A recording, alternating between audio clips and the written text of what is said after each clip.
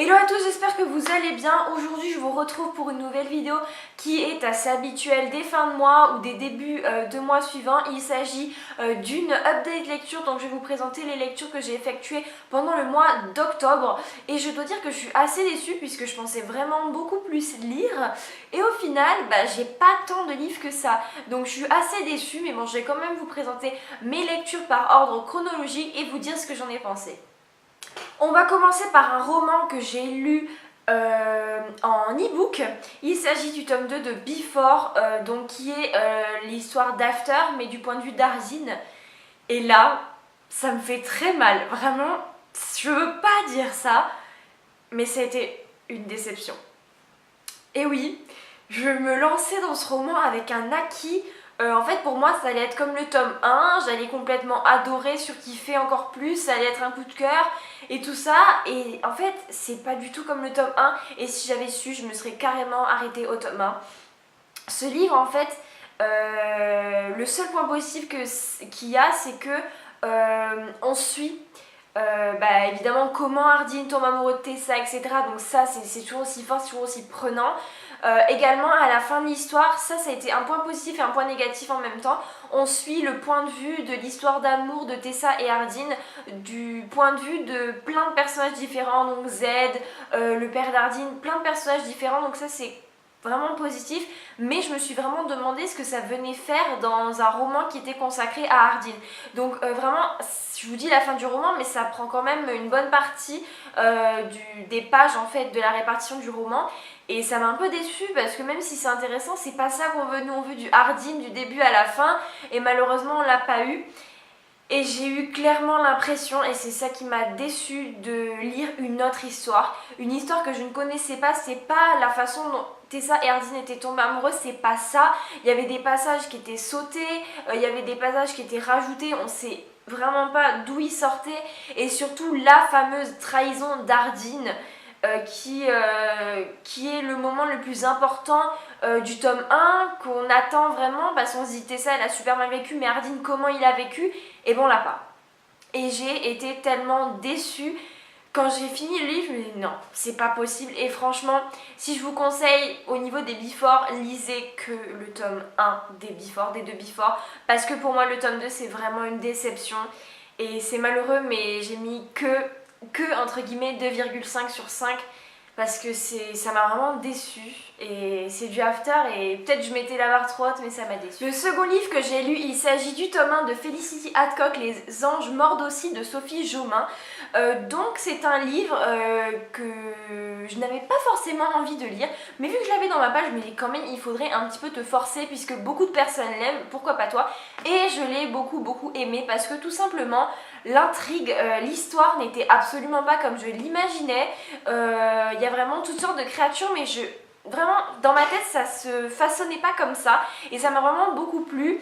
L'auteur, elle reprend un format de roman assez basique avec des vampires et tout ça, mais elle a su apporter une touche d'originalité, et notamment avec le personnage de Félicité que j'ai complètement adoré, qui est un personnage de roman complètement atypique, qui est un de mes personnages de roman préférés, qui a un humour vraiment complètement décalé, et il m'est arrivé vraiment de rire en lisant ce roman, et ça fait vraiment du bien parce que ça fait du bien tout simplement de rire dans un roman. Et donc quant au personnage que Félicité est amenée à présenter, donc les deux Don Juan qui se battent pour elle, donc Terence il m'a vraiment, comme à Félicité, autant tapé dans l'œil que tapé sur les nerfs. Il est vraiment insupportable par certaines de ses répliques, par certaines de ses comportements, et Stan, il est juste vraiment à tomber. En fait, à tomber, il arrive à vous envoûter, et puis vous vous dites à la fin du roman lequel, si j'étais elle, je choisirais. Vous n'arrivez pas à choisir, et la fin, ça laisse vraiment quand même à présager. Le petit message de Stan nous donne envie de lire le tome 2, et l'auteur arrive à placer les bases d'un univers. Elle nous donne ni trop d'informations ni pas assez, et on a juste complètement envie de lire le tome 2, et je me suis retenue pour ne pas lire le tome 2 parce qu'en plus il est juste à la suite, vu que c'est c'est 2 saisons en un livre et vraiment voilà. Donc c'est un roman que j'ai beaucoup aimé et que je vous recommande et j'ai mis une note de 4 sur 5 parce que c'est vraiment très bon. Le troisième livre que j'ai lu, que je vous ai présenté dans ma palle d'Halloween d'octobre, c'était Vivant de Isaac Marion. Alors autant j'aime l'univers fantastique, presque tous les styles entre guillemets de personnages m'intéressent, donc que ce soit les vampires, les loups-garous, les sorcières, ça m'intéresse. Mais il y a vraiment une catégorie si on peut dire ça comme ça, de personnages qui m'a jamais attiré, c'est les vampires, n'importe quoi. C'est les zombies. Je n'ai jamais été attirée par ça, que ce soit dans les séries comme The Walking Dead ou dans les livres, ça m'a jamais vraiment attirée.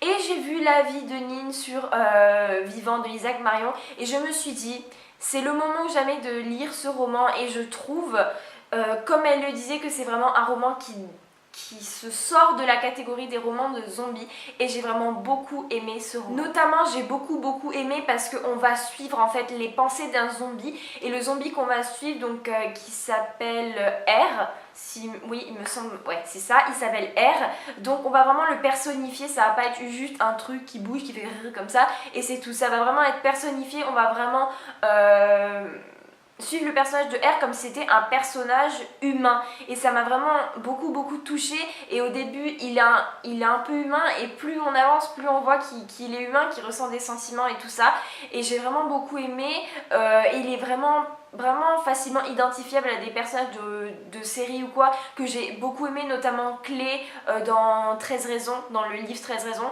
j'ai vraiment pu l'identifier à lui et donc ça rajoute évidemment du plus puisque c'est un personnage que j'aime beaucoup et pourquoi j'ai aimé ce roman, c'est parce qu'à la fin il y a vraiment un message d'espoir. En fait on découvre à la fin qu'il y a un remède contre le virus qui rend les gens zombies et vraiment c'est ça que j'ai aimé parce que dans d'autres séries, films etc sur le sujet, donc sur les zombies, vraiment c'est juste tout le monde va se faire bouffer par les zombies et ça s'arrête là et moi j'aime pas parce que j'aime pas quand ça finit mal et tout simplement en fait et voilà, donc j'ai vraiment beaucoup aimé ce roman mais je ne sais pas en fait si j'oserais m'aventurer un peu plus dans l'univers des zombies parce que j'ai testé mais pour moi j'ai envie d'en rester et j'ai quand même mis pour ce livre la note de 3,5 sur 5 même si ce livre a confirmé que je n'aimais pas les romans sur les zombies parce que le fait ce que j'ai pas aimé dans ce roman, c'est toutes les caractéristiques basiques d'un film ou d'une série ou d'un livre de zombies et ce que j'ai aimé, c'est tout ce qui sortait de l'ordinaire,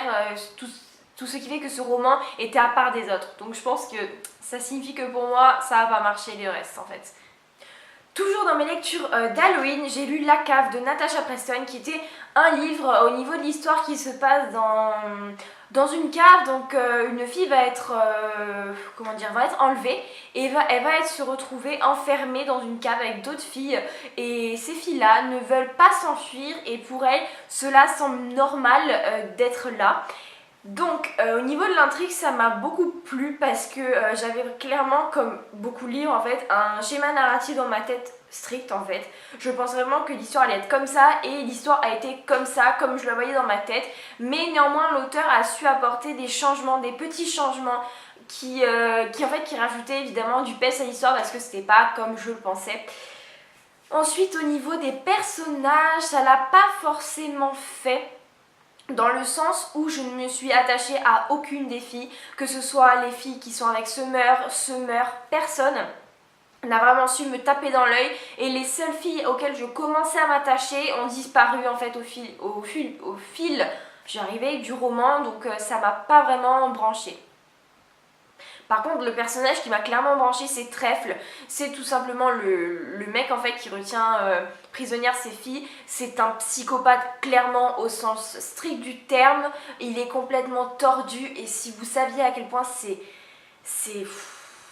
ça vous fait vibrer, vous dites mais ce gars, mais il est tellement tordu, comment ça se fait qu'il pense ça et vous avez envie de le découvrir encore plus et pour moi un spin-off sur Trèfle ou juste le roman entièrement sur Trèfle m'aurait plu parce que clairement les passages qui m'ont le plus fait vibrer au cours du livre c'était les passages où on le voyait lui, où il était là et puis je suis clairement tombée amoureuse de lui et il m'a franchement quand je voyais les filles, j'aurais tellement eu des réactions contraires à ce qu'elles faisaient elles. Et le personnage vraiment qui pour moi était le personnage central de ce roman, c'était Trèfle et pas Summer.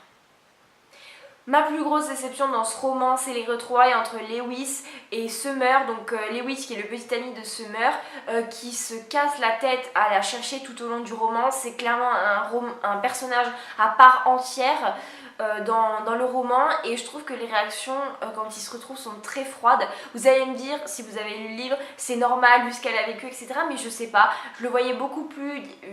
je voyais ça beaucoup plus chaleureux, et en fait c'était ce qui me motivait à voir la fin du roman, et au final ça m'a déçue. Ce roman m'a quand même plu, il ne faisait pas peur, mais c'est vrai que l'ambiance était assez pesante. Donc si vous voulez lire un livre un petit peu d'Halloween et tout ça, mais que vous n'avez pas envie d'avoir peur, je vous conseille vraiment ce roman, et ça a été une note de 4 sur 5 pour moi. Voilà tout le monde, j'espère que cette vidéo vous aura plu. N'hésitez pas à me dire dans les commentaires quels sont vous les livres que vous avez lus pendant le mois d'octobre, que ce soit des livres basiques ou des livres qui sont un peu plus centrés sur Halloween, sur des livres qui font peur. N'hésitez pas également à me conseiller des romans, que ce soit d'Halloween ou pas, dans les commentaires. Et jusqu'à la prochaine vidéo, je vous dis bye.